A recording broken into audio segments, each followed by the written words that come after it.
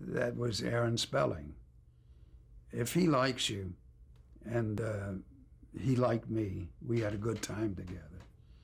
And if he thought you were a good actor, he tried to utilize you. So, Dynasty, I had three shows again, running at the same time. And I had a bicycle, and I would bicycle from one place to the next. As simple as that. Who were Richard and Esther Shapiro? They were writers, and they started out with, I thought, a very, very good, tough, sound concept. But they got a little distracted after a while. And after 5 years, I think we had enough. Were they pretty actively involved in the day-to-day shooting as writers, or did they? Oh, they were very much involved. They were omnipresent. Mm-hmm. Well, what was the premise of the show? What was the premise of Dynasty for people who will be looking at this tape 50 years from now? Well, it was about a family in Denver, Colorado, and the head of which was a powerful, somewhat magnetic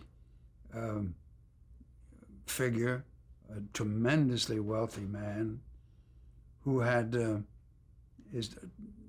family and a very trying group his family were. His son was had a predilection toward homosexuality. His daughter was kind of a wild one. His wife was the most beautiful, breathtakingly beautiful and remarkable woman. And above all, one of his great enemies was Joan Collins, his ex-wife, who desperately tried to wreck his life and all the people around him. So it was a very, very fruitful avenue to follow. And your role was, what was the person you played? What was his name? His name was Blake Carrington, and he was one of the richest men in the United States.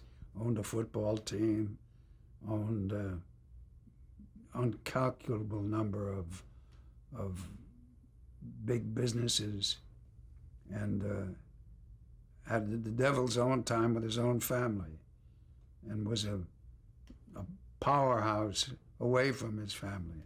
Any models that you drew from or used? Any sources of people that you knew or anything that to shape your character and how you acted?